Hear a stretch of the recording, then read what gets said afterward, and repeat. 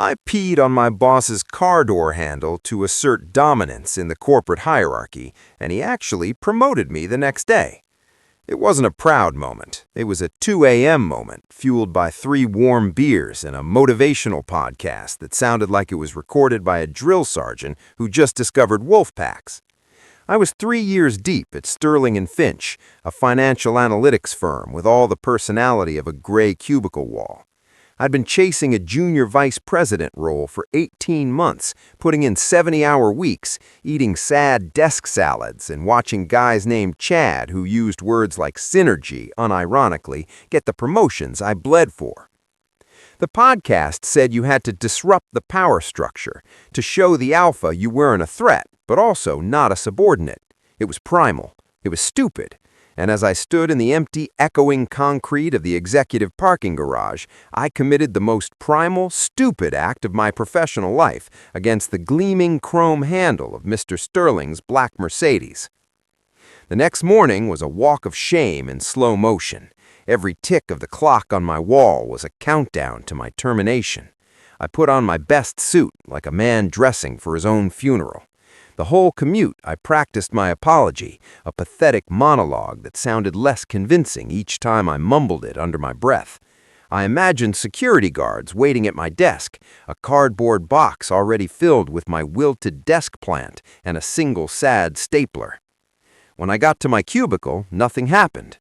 The air was still, thick with the usual office smell of burnt coffee and quiet desperation. For 3 hours, I stared at a spreadsheet, the numbers swimming in front of my eyes, my heart thumping a frantic rhythm against my ribs. I was a ghost, just waiting for the inevitable exorcism. Then, the email came. The subject line was a single word, office. It was from Mr. Sterling's executive assistant. My blood went cold. This was it. The walk to his corner office on the 44th floor felt like climbing a gallows. The carpet seemed to suck at my shoes. Past the rows of my peers, their faces pale under the fluorescent lights, I could feel their curious, pitying stares. I was the guy who flew too close to the sun, and now I was being summoned to have my wings personally melted off by the CEO. Mr. Sterling's office was less an office and more a minimalist temple to power. One wall was a sheet of glass overlooking the city, making the skyscrapers look like toys. He sat behind a massive oak desk that was completely empty, except for a single gleaming fountain pen. He wasn't a big man, but he had a kind of gravitational pull. He was always impeccably dressed, his silver hair perfectly in place, his eyes a piercing, intelligent blue that seemed to see right through your resume and into your deepest insecurities. He gestured to the chair opposite him without looking up from a document he was reading. I sat, my hands sweating so much I was afraid I'd stain the leather. He finished his reading, placed the paper down with surgical precision, and finally looked at me. The silence stretched, thick and suffocating. I opened my mouth to start my pre-rehearsed apology, to beg for my job, but he spoke first. His voice was calm, measured, like a narrator in a nature documentary describing a predator. You've been with us for 3 years. Your work is adequate, consistent, predictable. He leaned forward slightly, and a glint I couldn't decipher appeared in his eyes. Boldness, initiative, a willingness to think outside the established paradigms. A boldness I haven't seen from you before. I just stared, my brain short-circuiting. Boldness? Initiative? Was this some kind of bizarre corporate speak for public urination? He smiled, but it wasn't a warm smile. It was the smile of a chess master who's just seen his opponent make a fascinating, unexpected move. The junior vice president position for the Kensington account is open, he said, his tone flat, as if discussing the weather. It's yours. Congratulations. You'll be moving up to the 40th floor. We expect you to bring that same aggressive creativity to the role. He stood up, signaling the end of the meeting. I stood too, my legs feeling like jelly. I mumbled a thank you, shook his dry, firm hand, and walked out of his office in a complete daze. I wasn't fired. I was promoted. Promoted for what he called boldness, for what I knew was a desperate, pathetic act in a dark parking garage.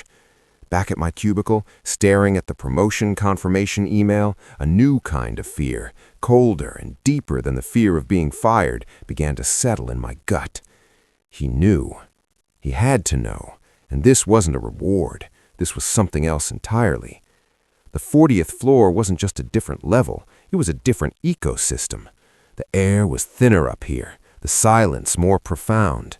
Down on my old floor, the soundscape was a constant hum of keyboards, phones, and forced pleasantries. Here, there were only a dozen or so glass-walled offices, most of them dark. The few people I saw moved with a quiet, predatory grace. They didn't smile or make small talk. They just nodded, their eyes lingering on me for a second too long, as if assessing a new species introduced into their enclosure. My new office was beautiful, with a view that made my stomach swoop, but it felt less like a workspace and more like a well-appointed cage. And the Kensington account, my supposed prize, was a legendary disaster, a white whale, a portfolio so toxic and mismanaged that 3 previous VPs had been reassigned to special projects, a corporate euphemism for being disappeared. For weeks, I tried to tackle it the old way. I built spreadsheets, ran projections, and held strategy meetings with a team that looked at me with a mixture of pity and morbid curiosity. Every model I ran came back blood red. Every path led to a dead end. I was failing, and I could feel Mr. Sterling's invisible gaze on me from 4 floors up. The aggressive creativity he'd mentioned echoed in my head, a taunt I couldn't decipher. What did he want? I started working later and later, fueled by coffee and a gnawing dread.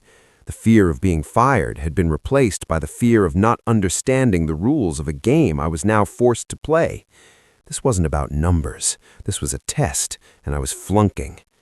One night, close to midnight, I gave up. The numbers on my screen blurred into meaningless symbols. I felt that same desperate, cornered animal feeling I'd felt the night of the incident. On a whim, I rode the elevator down to the executive parking garage. The chill of the concrete, the smell of exhaust and cold cement, it was familiar. I walked over to Mr. Sterling's spot. His Mercedes was there, gleaming under the harsh fluorescent lights, a black monolith. I just stood there, staring at the door handle, my mind a blank slate of panic. Then a soft click of expensive shoes echoed from the other end of the garage. It was him. Mr. Sterling. He wasn't walking toward his car. He was walking toward me. My heart hammered against my ribs. This was it. The charade was over. He stopped a few feet away, his hands in the pockets of his tailored trousers. He didn't look angry. He looked disappointed. "Struggling with the Kensington account, are we?" he asked, his voice calm and even. I could only nod, my throat too tight to form words. He glanced from me to his car door, then back to me. A flicker of something, amusement, understanding, crossed his face. "You're still thinking like they do on the 30th floor. You're looking at the spreadsheet. You're not looking at the man. Kensington isn't a numbers problem. It's a territory problem." He took a step closer, his voice dropping to a near whisper. "The world isn't run by spreadsheets, son. It's run by appetites, by dominance, by the guy willing to do what the other guy isn't. I didn't give you this job because of your adequate work." He gestured vaguely toward his car door. "I gave you this job because of that. It was messy, uncivilized, a ridiculous piss-poor gamble, but it was a signal. It showed me you understood on some primal level that the established rules are just suggestions for the timid." He looked me dead in the eye, and the world tilted on its axis. "I don't need another analyst. I have hundreds. I need a wolf. I saw a flicker of one in you that night. Now, I need you to stop bleeding like a sheep and show me its teeth." He turned and walked away, his footsteps echoing in the silence, leaving me alone with the car, the promotion, and the horrifying, crystal-clear understanding of what my job actually was. I wasn't hired to fix the Kensington account. I was hired to gut it. At what point does ambition become a corruption of the soul? And is there any coming back? Once you cross that line, let us know in the comments. Don't forget to like and subscribe. I post new stories every day.